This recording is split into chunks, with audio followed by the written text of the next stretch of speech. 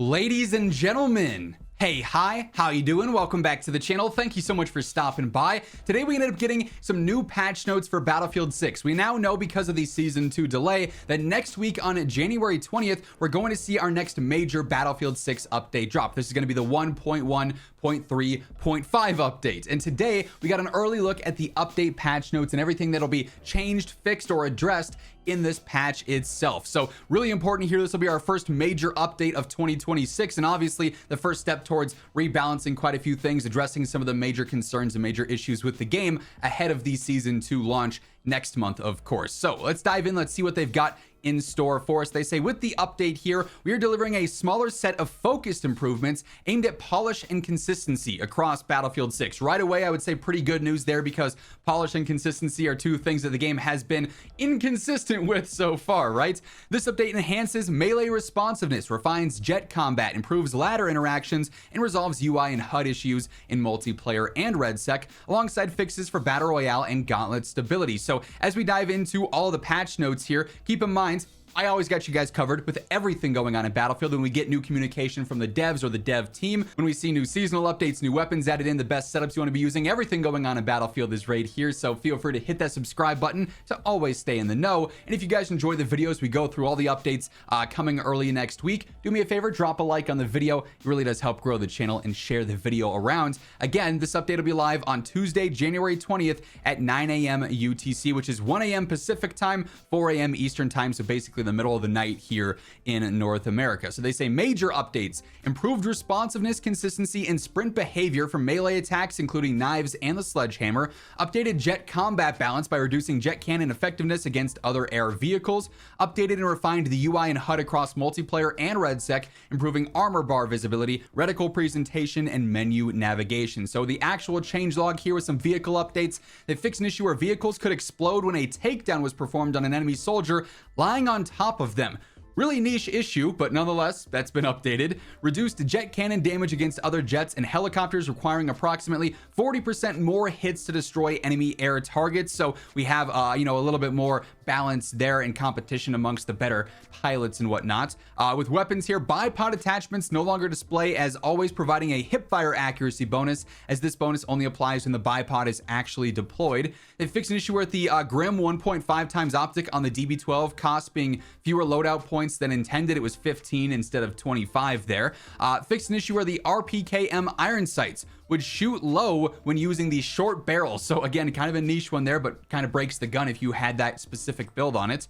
Fixed an issue where the TR7 light barrel incorrectly improved muzzle velocity, so that might not be as applicable of a attachment for you now with that build on the TR7 specifically. Fixed bipod mount input behavior for alternate, lefty alternate, southpaw, and legacy southpaw presets, so the bipod mount now follows the melee button there. They improved the attack speed for knife melee attacks, so you might have a bit better of a chance at surviving fights if you got your knife out in a precarious position. Improved buffering behavior for the knife and the sledgehammer attacks. Improved consistency of melee damage timing against enemies and the environment. Improved consistency of recoil modifiers when using a controller across different weapons. So that'll be something to take note of here when you're jumping on after this update is live, to see just how much the recoil might feel different on some of your preset builds that you've already been using, that you're already comfortable with.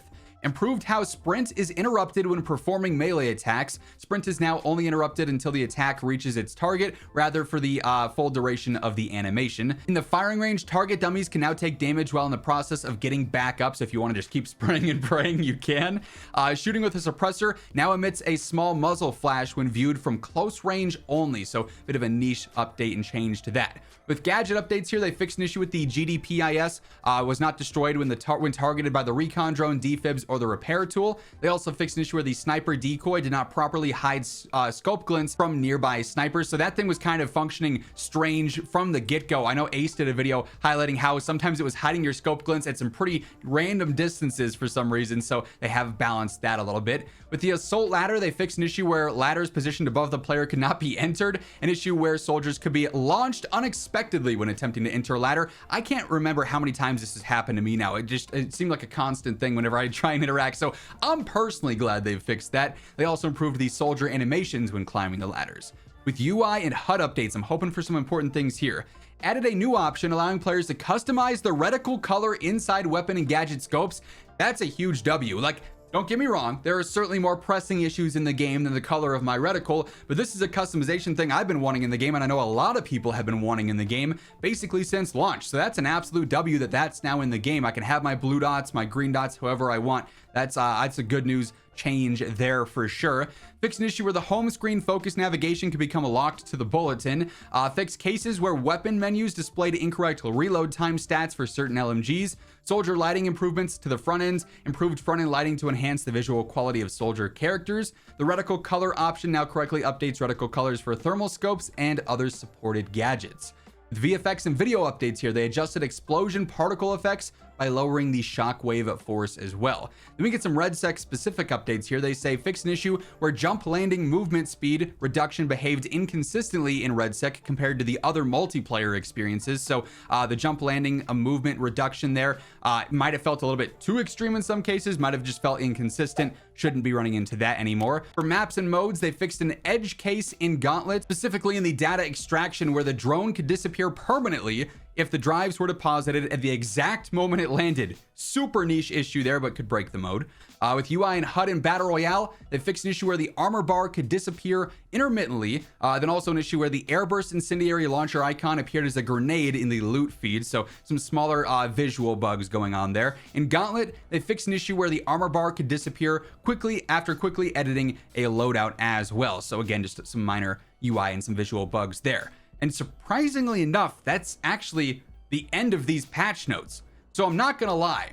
For the first update of the year, especially after delaying season 2, I thought we could have seen maybe a bit more talk about some of the major issues, at least being on their radar. Hopefully, maybe we'll get some other dev posts and some blogs in the coming days, maybe early next week after this update goes out, regarding, their current stance, their current position on where fixes are in terms of netcode adjustments, input still with general responsiveness and aiming and everything going on there, hit reg and things of that nature. I certainly think they need to address those things, as we are in the new year now, and they haven't talked about that stuff in some time. But for our first update coming on January 20th, we do have several new changes, several new fixes inbound here, and hopefully now that the devs are fully back in office, they're kind of getting back into the groove, back into the swing of things. This means we're going to see more consistent updates get pushed out. So just because this first one doesn't address X issue or Y problem doesn't mean that we could have to wait all the way until season 2 to see it fixed.